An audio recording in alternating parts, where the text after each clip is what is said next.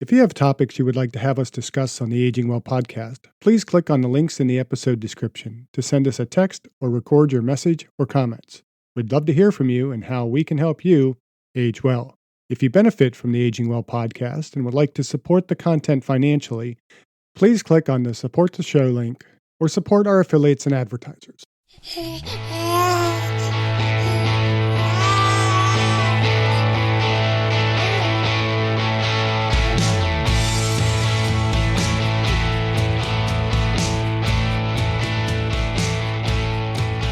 Welcome to the Aging Well podcast. I'm Jeff Armstrong here with Corbin Bruton.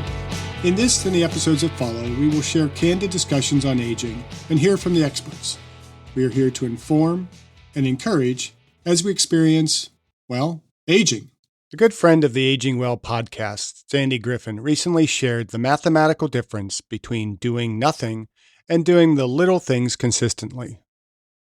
Doing nothing is like 1 raised to the power of 365. It still equals 1. Doing the little things consistently is like 1.01 raised to the power of 365. It is equal to 37.7. So doing the little things consistently makes for growth and for aging well. In our previous episode, we addressed not whether the glass of water was half full or half empty, but what it meant to consider the glass always full of both water and air.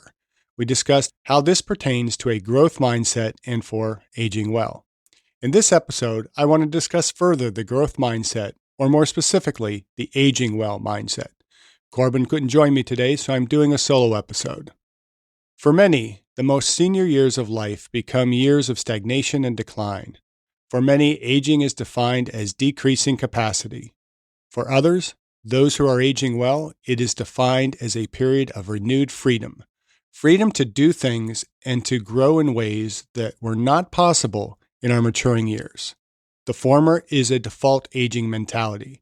The latter is what our guests from episode 79, Larry Wolf and David Kravitz, call super aging. For those who are super aging or aging well, the glass is never full. The glass is never full because it is expanding at a rate faster than it is filling. Those who seek to age well are not settling on merely surviving for as many years as possible. Those who seek to age well are stretching their boundaries and continuing to grow spiritually, physically, intellectually, emotionally, and socially. They are not satisfied with the state of the glass. They have an attitude of gratitude, what I call gratitude with 2 T's. But they are hungry for all that they can get out of life. I have a mantra: be your best today, be better tomorrow. My son's wrestling team has a saying, 1% better every day. A Y was accidentally left off in the printing of t-shirts this season. The witty response to "Where's the why?" became, champions don't have to ask about the why. There is no question why, just get better. Be your best today, be better tomorrow. 1% better? 1% better every day is 37.7 times better at the end of the year. Technically, it is much greater than that because improvement is compounding. But please, don't ask me to do the math. Seek to improve yourself spiritually, physically, intellectually, emotionally, and socially, deliberately and consistently. In exercise physiology, we talk about the adaptation of a system in terms of specificity and progressive overload. The body makes specific adaptations to impose demands. In order for a body system to adapt, it must be stressed to a level greater than that to which it is accustomed. Can't grow after we hit a certain age? I call bullshit.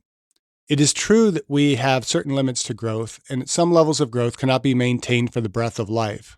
But we are multi-dimensional beings. Spiritual well-being is defined as the sense that there is something greater than self. Physicists have determined that the universe is expanding. As such, our spiritual glass is ever expanding. Our concept of self, of God, of our role in the universe is ever growing. Physically, fitness is multidimensional. Even the most elite athlete will be deficient in some area. Perhaps our capacity to grow diminishes as we age, but there remains some capacity for growth. Strive to be in the best possible health and to remain as active and functional as possible as you age. Even great minds like Albert Einstein do not possess all knowledge of the universe. There is always something to learn. Einstein once said, "The only thing that interferes with my learning is my education." Intellectual growth requires that we humble ourselves and recognize that we don't know all there is to know, and that our education has been woefully deficient. I have a PhD. There is a saying that to get a PhD, one learns more and more about less and less until they know everything about absolutely nothing. There is some truth to that for many. The true benefit of an education, however, is in teaching us what we don't know and in creating a desire to know more. Anyone who is content with their emotional well-being and the state of their relationships is certainly not seeing the glass as ever expanding. A benefit that comes with aging is the wisdom of experience and the freedom to spend time working on our relationships, on spending time with others. Aging well is a mindset. Like any growth opportunity, one needs to have some idea of what they desire. They need to have a goal and a desire to grow. Ask yourself, what does aging well look like to me? How do I see myself in 5, 10, 20, 30, 50 years? Are you a default ager or are you a super ager? Choose to be the latter. Choose to age well. Small changes make big differences. When it comes to aging well, it is the cumulative effect of persistent little things that is the most transformative. Many of us look in the mirror and see a body that is not what we want to see. Just like we can't get in shape overnight, we got out of shape by small, negative lifestyle changes that accumulated over time. Change, permanent change, takes time. There are no secrets. There are no tricks. Progressive transformation requires persistence and patience. Baby steps. I like to preach baby steps. As we seek change, it will be the little things that matter the most. If there is a hole in the glass that is draining your life of health and happiness, plug the hole. After the hole is plugged, you can focus on growing yourself. You can address aging well. Earl Nightingale taught us that we should learn to enjoy every minute of your life. Be happy now. Don't wait for something outside of yourself to make you happy in the future. Think how really precious is the time you have to spend, whether it is at work or with your family. Every minute should be enjoyed and savored.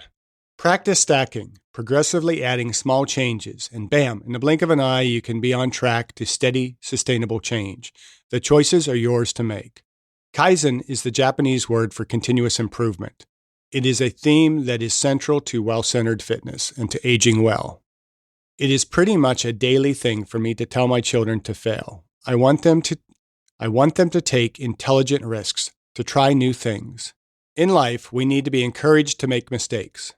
When an athlete takes risks in practice, plays to his or her weaknesses, the athlete prepares to perform at the highest level in competition. If we want to age well, we need to prepare ourselves to make mistakes and to fail. Falling short of expectations is a necessity for growth.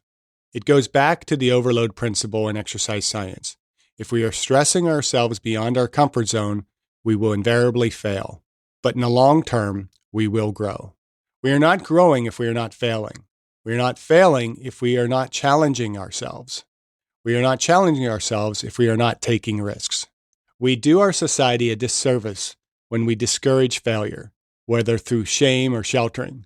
The result is both an unwillingness to extend one's comfort zone and risk failing, and the complete collapse of confidence when one does fail. I wrote a blog post several years ago titled "Grateful for the Pain." I shared the Dan Gable quote, "Pain is nothing compared to what it feels like to quit. Give everything you got today, for tomorrow may never come." I wrote that the quote reminds me to embrace the grind, the challenges which will come in life with persistence and, above all, gratitude, the attitude of gratitude. Gratitude, with 2 T's, is not pain-free. It is the recognition that this moment is a once-in-a-lifetime opportunity. There can be no quitting or letting up until the end. So give everything you got today and be grateful. We are often asked, what advice would you give your younger self? I propose that the question is, who do we want our future self to be? So what are you doing today to be better than yesterday and to prepare to be better tomorrow? What are you doing today to age well? Thank you for listening. I hope you benefited from today's podcast, and until next time, keep aging well.